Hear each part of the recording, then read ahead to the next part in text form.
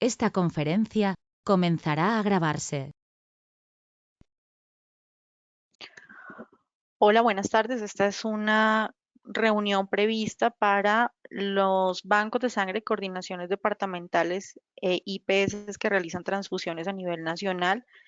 Está coordinada por el Instituto Nacional de Salud en su rol de, pues, coordinador de la Red Nacional de Bancos de Sangre y Servicios de Transfusión. Es una conferencia que estamos enviándoles para dar respuesta rápida en unas líneas específicas que nos hemos trazado y que hemos previsto para dar respuesta frente a la pandemia que estamos viviendo en este instante con COVID-19. Esperamos que sea útil para todos ustedes. La estamos preparando con todo el equipo de profesionales que conforman a la coordinación dentro del Instituto Nacional de Salud y seguiremos atentos en todos los canales para poder responder las cosas que ustedes requieran en el momento que se necesite, como siempre hemos estado dispuestos. Empezando entonces la presentación, queremos mostrarles un comportamiento que hemos venido monitoreando a partir de la selección de donantes o la búsqueda de donantes que hacen todos los bancos de sangre a nivel nacional en el sistema de información en hemovigilancia y que hemos venido mapeando. La gráfica que ven en la parte superior izquierda muestra el comportamiento monitoreado de 19 semanas en donde pudimos ver cómo se venían comportando las donaciones potenciales en 2019 de cada día de la semana, de lunes a domingo. Esta gráfica que están viendo en la parte superior izquierda es en la línea naranja, es el comportamiento que pudimos observar cuando disminuyó la captación o la donación potencial el 21 de noviembre del año pasado, que fue cuando tuvimos el paro nacional y que en efecto impactó en una reducción del 50% ese día la donación de sangre. En la gráfica superior del lado derecho pueden observar cómo se ha venido comportando la donación con el mismo promedio que veníamos revisando de las 19 semanas versus la última semana de marzo. Digamos que veníamos en un muy buen comportamiento. En la parte inferior que estamos observando es la satisfacción a la demanda que veníamos revisando y que de hecho sí se observa con detalle entre el mes, perdón, de septiembre a octubre tuvo una reducción, pero en noviembre ya venía bajando. Era un comportamiento que normalmente veíamos asociado en todos los años cuando se acercaban las temporadas decembrinas, pero que normalmente en noviembre lo que buscábamos era hacer campañas masivas que impactaran el aumento en la satisfacción de la demanda para llegar con suficientes provisiones para el mes de diciembre.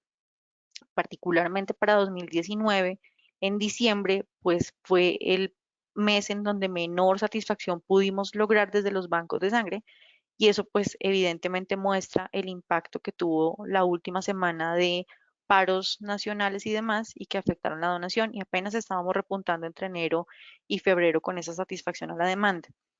Dicho esto, somos conscientes de que no veníamos con una captación muy alta, veníamos apenas tratando de solventar todas las fallas que habíamos tenido meses anteriores y nos encontramos finalmente este año con COVID 2019, con lo cual evidentemente, igual que la mayoría de los actores, estamos enfrentando una preocupación importante. Nosotros hemos pensado en varias líneas de trabajo que quisiéramos compartir con todos los actores que conforman la Red Nacional de Bancos de Sangre.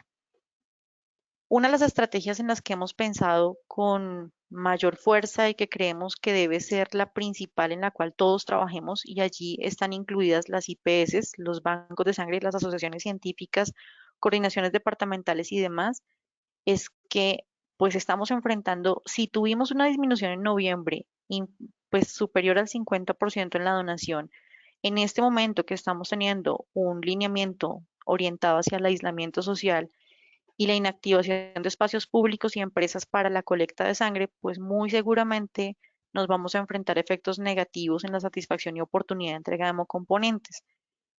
Hemos generado algunas piezas porque ya tenemos claro un par de detalles. Por ejemplo, que diariamente en promedio requerimos 1.000 donantes, perdón, 1.000 pacientes son transfundidos en el país.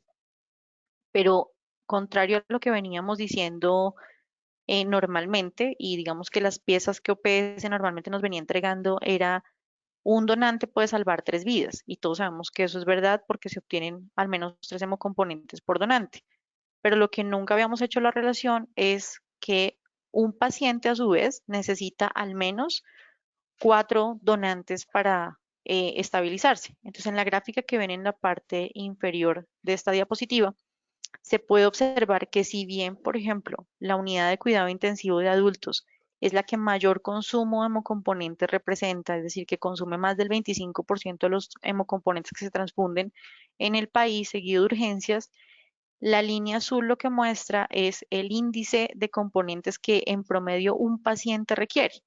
Y entonces en trasplantes podemos observar que un paciente puede en promedio requerir 8 hemocomponentes. Eso quiere decir que teóricamente podrían ser 8 donantes a los que necesitamos para un paciente solo en trasplantes. Le sigue la complejidad, la cirugía cardiotorácica y sigue hematología que requiere cerca de 6 donantes un paciente. Con esto, ¿qué queremos decir? Pues que efectivamente en estos servicios crónicos de medicina crónica, pues tenemos inconvenientes importantes porque no podemos aplazar los procedimientos transfusionales ni podemos aplazar en algunos casos las transfusiones. Pero nuestra recomendación va ligada a que las IPS nos ayuden y allí también todos los bancos, coordinaciones y asociaciones nos ayuden porque tenemos que entrar en una política en este instante, es urgente e inmediato, minimizar el gasto relacionado con consumo de hemocomponentes. Necesitamos entonces que se haga un uso muy restrictivo de los hemocomponentes que se tengan disponibles en cada institución, porque sin duda alguna vamos a llegar a un punto en el que no vamos a tener capacidad de respuesta desde ningún banco de sangre. Creemos que es muy importante que se evalúen las alternativas a la transfusión y que siguiendo los lineamientos de aislamiento social, de permanecer o procurar que las personas en condición sana estén lejos de las IPS, pues que se considere la posibilidad de reprogramar eventos quirúrgicos o cualquier evento que demande hemocomponentes. Entonces, nuestra primera estrategia y la que más les pedimos que nos ayuden es en la restricción y nos moveremos con piezas específicas respecto al uso de hemocomponentes. A continuación, la segunda y tercera línea la presenta mi compañero, el doctor Michel García.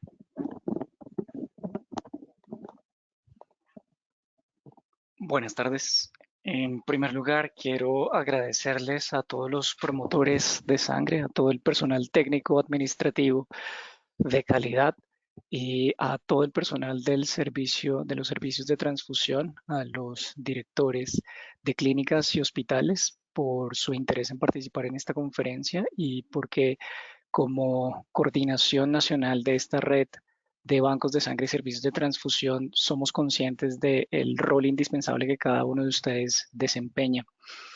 El objetivo de esta parte es tratar de destacar una serie de puntos importantes que habíamos tenido en cuenta durante 2018 para hacer una modificación del manual de selección de donantes y convertirlo en un lineamiento de selección de donantes. En esta parte de acá ven ustedes en el eje X el número de donaciones, en la parte rojo el componente de mujeres y en azul el componente de hombres. Están distribuidas esta pirámide en función de los rangos de edad, arrancando desde 18 a 24 y en el extremo de 60 a 64. Quiero destacar en esto que aproximadamente el 50% de las donaciones que se realizan en el país dependen de la población menor de 30 años. Nuestro interés en utilizar Facebook Live particularmente era tratar de poner en contacto en las personas jóvenes que utilizan mucho las redes sociales para transmitir la información y motivarlos a que nos ayuden a continuar la donación, particularmente en estas condiciones que, como lo reiteró Marisabel, son de dificultad nunca antes vista. En esta porción estamos viendo la distribución del grupo etario de los casos confirmados de COVID. Esto hasta el 17 de marzo a las 12:31 del día. Si ustedes se dan cuenta, del total de 65 casos confirmados, 9 casos se encuentran en la población femenina de 20 a 29 años, 4 casos en la población de 30 a 39 años y en menor proporción, 2 casos de 40 a 49, 5 casos de 50 a 59, 2 casos de 60 a 69, 3 casos de 70 a 79. Uno de los aspectos críticos que habíamos establecido de común acuerdo entre todos los bancos de sangre y la coordinación nacional era modificar los tiempos de diferimiento de la población menor de 30 años, particularmente para que las mujeres máximo realizaran 2 donaciones en 365 días calendario de sangre total y los hombres menores de 30 años máximo 3 donaciones al año de sangre total. No obstante, como reiteraba en la primera parte, dado que el país depende aproximadamente de 1 de cada 2 unidades de sangre de esa población menor de 30 años y en estas circunstancias particulares, lo que desde la Coordinación Nacional establecemos es modificar temporalmente los intervalos de donación y restablecer la programación que se tenía antes de 2018. ¿Eso qué significa particularmente? Que las mujeres menores de 30 años, al igual que las mujeres mayores de 30 años, pueden realizar máximo 3 donaciones, perdón, máximo 3 donaciones de sangre total en 365 días calendario y los hombres menores de 30 años o mayores de 30 años podrán realizar máximo 4 donaciones de sangre durante los 365 días calendario. De nuevo, quiero enfatizar que esta modificación es temporal, únicamente entrará en vigencia a partir del día de hoy y durará el tiempo que se establezca la crisis de este COVID-19. Quisiera destacar en esta otra diapositiva unos aspectos indispensables que se han identificado del virus y que permiten tratar de entender por qué las conductas de los diferimientos establecidos a la luz de COVID-19. Aquí únicamente presento uno de los múltiples estudios que se han publicado en los últimos 3 meses, simplemente para destacar en el eje X de este estudio publicado en JAMA el 11 de marzo se analizaron muestras de 20 pacientes y aquí el umbral del número de ciclos por la PCR en tiempo real cuantitativa que busca RNA viral. Cada uno de los colores y símbolos que ustedes identifican en esta zona representa los sitios a partir de los cuales se obtuvieron las muestras, bien sea del lavado broncoalveolar, a partir de hisopos en muestras faringolaringias, biopsia fibrobroncoscópica a partir de materia fecal, de esputo, sangre, a partir de hisopos colocados a nivel nasal o en orina. Se traza una línea punteada en torno a 40 porque se ha identificado como límite o umbral de ciclos en las PCRs para poder identificar si un virus, en este caso el COVID-19, se encuentra en una cantidad suficiente para determinar si la muestra es positiva o no. Si después de 40 ciclos no se ha identificado amplificación del RNA viral, para efectos prácticos se considera que no está presente. Quiero llamar la atención específicamente en el componente de sangre. Si ustedes se fijan, hay tres casos particulares en los pacientes para este estudio 18, 19 y 20, en donde se identificó RNA viral de esta muestra. Específicamente esos 3 casos corresponden al 1%. Otros estudios han mostrado la identificación de el RNA viral de este coronavirus tipo 2 en hasta un 15% de las muestras. Sin embargo, quiero resaltar que el umbral establecido que permite identificar si es positiva o no la muestra para el caso de las muestras obtenidas de sangre es por encima de 40 ciclos, es decir, para efectos prácticos, si bien teóricamente se podría propagar el virus en sangre, la posibilidad en la vida real es realmente baja. Otro de los aspectos indispensables para tratar de entender por qué tomamos las conductas en los lineamientos para el COVID es, en este caso, otro estudio publicado en febrero de 2019 en el New England Journal of Medicine, en donde se identifica en el eje X el día de aparición de los síntomas, arrancando desde 0 hasta 21, y el valor en el umbral de ciclos en el termociclador, en la PCR en tiempo real. De nuevo, notar que el punto crítico es 40. En este caso se obtuvieron muestras a partir de garganta y a nivel nasal. Si ustedes se dan cuenta, la mayoría de identificación del material de este virus se obtiene durante los primeros de 2 a aproximadamente 12 días, con el pico en torno a 6 días, 6 a 7 días. ¿Qué significa esto? Que en el día 7, desde la aparición de los síntomas, es donde se encuentra la mayor cantidad de carga del virus, en donde hay la posibilidad de que más partículas virales se propaguen y por consiguiente sea infeccioso el paciente. Sin embargo, hay en este estudio, donde se identificaron varios pacientes, hubo uno de ellos en donde se logró identificar material viral incluso después del día 21. ¿Qué significa esto? Que potencialmente, si bien en este momento la mayoría de las personas se encuentran con cargas virales muy bajas, después del día 14, hay alguna parte de la población que puede tener hasta el día 21 carga viral. Otro aspecto importante a destacar es, esto fue publicado en el New England hace unas pocas horas, en donde se identificó la presencia de los dos coronavirus causantes del síndrome de dificultad respiratoria aguda del adulto, tipo 1, que es el SARS de 2002-2003 y este COVID del 2019-2020. Se hizo un análisis para identificar en el eje X se encuentran las horas y en el eje Y se encuentra la dosis infectiva 50 para contaminar el 50% de una línea celular. Particularmente para el caso de COVID-2 se necesita aproximadamente 10 a la 5 para ser infeccioso y para el caso del SARS-1 se necesita 10 a la 6. Lo que se hizo en este caso fue, mediante una técnica particular, adicionar esa carga infectiva 50 y comenzar a observar en función del tiempo si se propagaba mediante partículas de aerosol menos de 5 micras, ¿cuánto tiempo duraban esas partículas infectivas en el tiempo?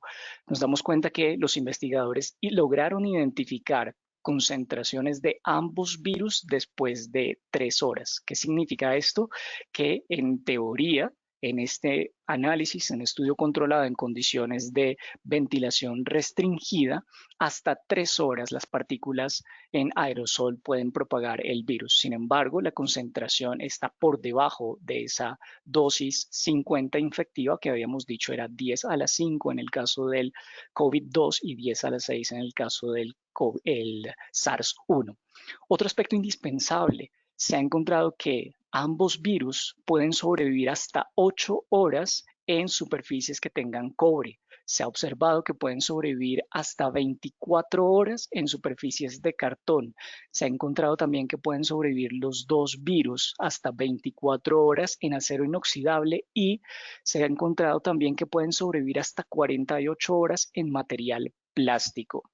Aquí abajo lo que observamos es la vida media de los virus. Particularmente observamos que tanto SARS-1 como SARS-2 tienen vidas medias en aerosol muy parecidas, en torno a 1.5 horas. Es decir, parte de las recomendaciones que se han establecido a la fecha de mantener una distancia al menos de 2 metros entre persona a persona, mantener espacios ventilados y evitar las aglomeraciones es precisamente porque si una persona tiene las partículas virales, tose, ese material en aerosol es potencialmente infectante hasta por lo menos 2 horas. Vemos que en cobre la vida media está cercana a 1 hora para COVID-2 y de 2 horas para el SARS-1. En el caso del cartón, la vida media de este SARS-CoV es más alta, cercano a 4 horas, en el acero inoxidable cercano a 6 horas y en el caso del plástico la vida media está cercana a 7 horas. Es indispensable entonces tener presente esta serie de acciones porque buena parte del material que se maneja en clínicas y hospitales es de plástico, es de acero inoxidable y entonces hay que hacer una recomendación constante de la limpieza de las zonas. Puntualmente entonces en el lineamiento de selección de donantes que preparamos entre el 4 de marzo y el 12 de marzo de 2020, antes de que hubiese esta serie de amplificación en el número de casos notificados a nivel del país, habíamos estudiado la documentación recomendada por el Grupo Cooperativo Latinoamericano GESIAM y habíamos observado el comportamiento de otros países y las recomendaciones de OPS y OMS. Hasta el día de hoy, en la mañana, la recomendación que se había establecido era la siguiente, y es que si una persona se encontraba asintomática sin un contacto cercano, entendiendo un contacto cercano lo siguiente, una persona que habiendo atendido, vivido o teniendo contacto directo con secreciones respiratorias o fluidos corporales de un caso confirmado o posible o probable de COVID. Si esa persona estaba asintomática y no tenía un contacto cercano, se aceptaba. Segundo escenario, si teníamos una persona asintomática con un contacto cercano, la recomendación era aplazamiento por un mes después del último día de contacto. Tercer escenario, si una persona está asintomática y tenía un caso confirmado de COVID, el aplazamiento era por 3 meses. Eso hasta las horas de la mañana del día de hoy, 17 de marzo. A partir de hoy, en este momento que son las 4:22 minutos, al igual que como indicamos con el diferimiento o la modificación temporal del diferimiento de las personas menores de 30 años, tanto hombres como mujeres, cambiamos este lineamiento para que ya no sea un aplazamiento por 3 meses, sino que sea un aplazamiento únicamente por un mes después de la recuperación completa y el cese de la terapia. En el caso del paciente sintomático, caso probable y descartado por prueba confirmatoria para COVID, mantenemos el aplazamiento de un mes después de la recuperación completa y el cese de la terapia. Y en el caso de un paciente sintomático que posteriormente fue excluido de la presencia del virus, la recomendación es seguir las pautas de selección de donantes definidas para Colombia, que en este caso es si una persona tiene un antecedente de un resfriado, influenza o similar, el diferimiento es por 30 días. Ahora, habíamos considerado también el escenario de áreas sin transmisión local reciente. Para efectos prácticos, en este momento, cerca de 150 países ya han confirmado la transmisión, así que hay muy pocos países que se pueden circunscribir en esta tabla. Para ese momento se había contemplado que una persona asintomática se aplazaba por un mes después del último día de regreso. Una persona sintomática con un caso confirmado, un aplazamiento por 3 meses. En este caso, a partir de este momento, 17 de marzo, 4:23 minutos, cambia a una directriz de únicamente un mes de aplazamiento después de la recuperación completa y el cese de la terapia. En el caso de sintomático, caso probable y descartado, por prueba confirmatoria para COVID-19, el aplazamiento es por un mes después de la recuperación completa y el cese de la terapia. Y en el caso de un paciente sintomático COVID excluido, seguir las pautas de selección de donantes definidas para Colombia, que como les reiteraba previamente, implica, independientemente de si es un cuadro por COVID o una influenza o para influenza un cuadro respiratorio, la recomendación es diferir a esa persona por un mes. Viajeros de áreas sin transmisión local reciente, seguir las pautas de selección de donantes definida para Colombia. En resumen, a partir del día de hoy, lo que establecemos desde la Coordinación Nacional como recomendación para que ustedes puedan hacer la selección de donantes es toda persona que haya tenido contacto con alguien con síntomas respiratorios, independientemente de que sea confirmado COVID-19 o no, un diferimiento de un mes. Si la persona se encuentra asintomática y no ha tenido contacto con ninguna persona que ha tenido manifestaciones respiratorias, hay que aceptarlo.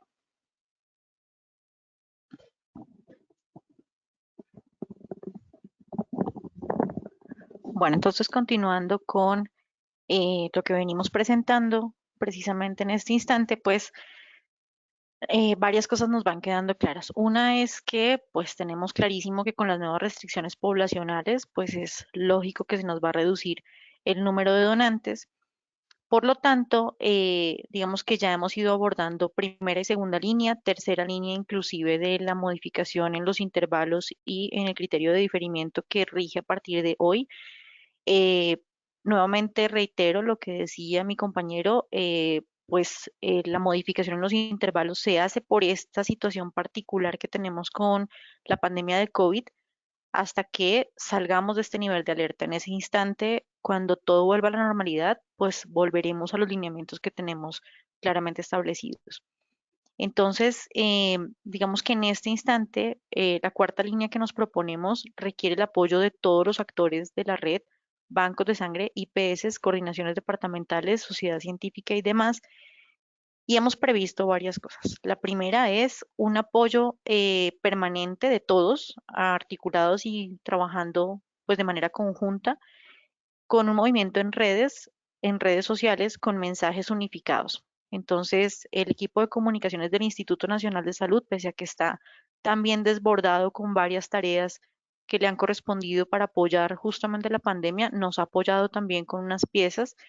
Hemos venido trabajando fuertemente con toda la red de bancos de sangre recogiendo la información de los community managers en las instituciones en donde se tiene o los canales de hecho que tienen en varias instituciones. Hemos acordado con el equipo de comunicaciones que una vez liberemos piezas a través de correos masivos y tagueando a las instituciones, la idea es que estemos todos alineados y mandando los mismos mensajes en difusión masiva en momentos específicos para que busquemos que los donantes acudan. Pero esto está muy pegado del segundo punto.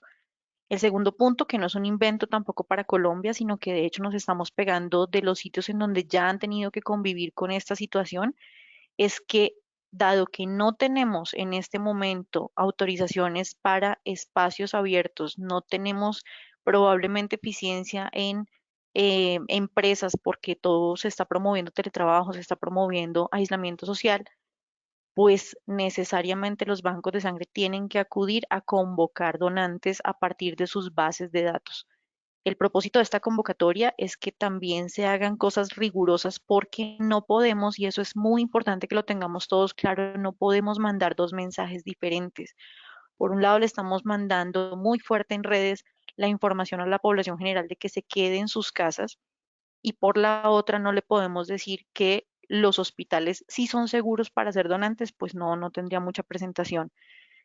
Realmente sabemos que va a ser muy difícil para las instituciones o bancos de sangre hospitalarios, pero necesitamos que empiecen a hacer uso de unidades móviles o espacios con baja circulación. Es importante citar a los donantes en horarios en donde no haya tanta aglomeración de personas donando. O sea, sí necesitamos que vayan los donantes. Parte de los mensajes que moveremos es: escuche la invitación que su banco de sangre le haga. Digamos que con eso vamos a ser muy juiciosos mencionando a los donantes que se acerquen a los bancos siempre y cuando los bancos los citen con horarios y demás, porque también si llegamos a tener una aglomeración de 100 donantes en un banco de sangre, vamos a incumplir del otro lado las líneas que nos está dando gobierno nacional. Entonces, no queremos tampoco tener riesgos de transmisión entre donantes. Ustedes saben que las líneas han sido suficientemente claras, digamos, en población general. La idea es que hagamos más eficientes el uso de unidades móviles, que minimicemos espacios de baja circulación de aire, que los donantes que de hecho están asintomáticos pues no estén cercanos a donde haya población con síntomas o áreas de atención de pacientes. Por lo tanto, nos impone un reto muy, muy fuerte a todos. Es probable que los bancos de sangre que tengan unidades móviles puedan desplazarse, por ejemplo, a zonas residenciales previa notificación y previo aviso para que se atienda donante por donante sin hacer afluencias muy masivas. Muchos bancos se han quejado porque les han cerrado espacios que ya tenían concertados, pero esto es apenas coherente con lo que estamos viendo. Hoy día más que nunca necesitamos que nos apoyemos como red. Por lo tanto, esta cuarta línea que estamos trazando aquí incluye la notificación de información de inventarios y alertas a nivel nacional, local y nacional de manera oportuna. en CIEVI y es una cosa que teníamos prevista para el largo plazo, pero pues en este instante y considerando la pandemia, va a ser necesario que activemos muy rápidamente que los servicios de transfusión estén notificando.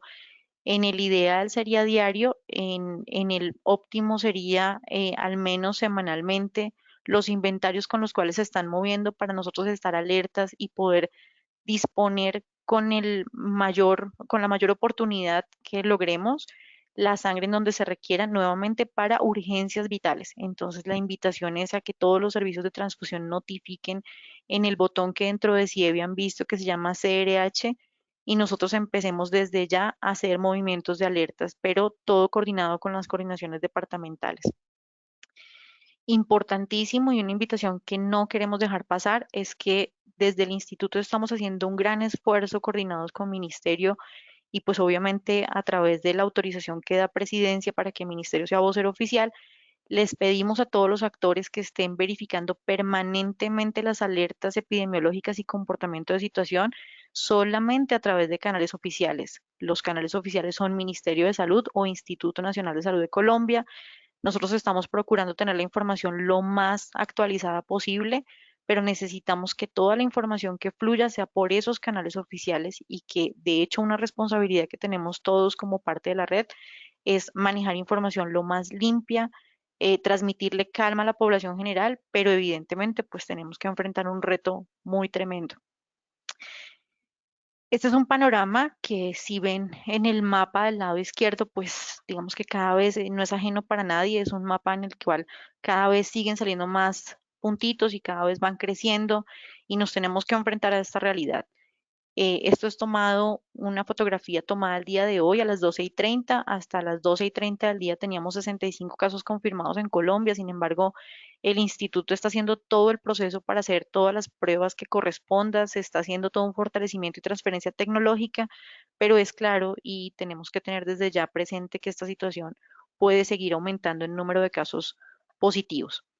Entonces, pues sin duda, como lo decía mi compañero y como ustedes lo tienen claro, es una situación la que estamos enfrentando en este instante que no tiene precedentes históricos y que depende de nosotros, ustedes y nosotros, cómo construimos estas enseñanzas que nos va a dejar y que sin duda alguna nos va a permitir, si salimos bien de todo esto, fortalecernos como red, aprender de estas experiencias y pues seguir creciendo para que cuando volvamos y retornemos a la normalidad, pues digamos que lo hagamos fortalecidos.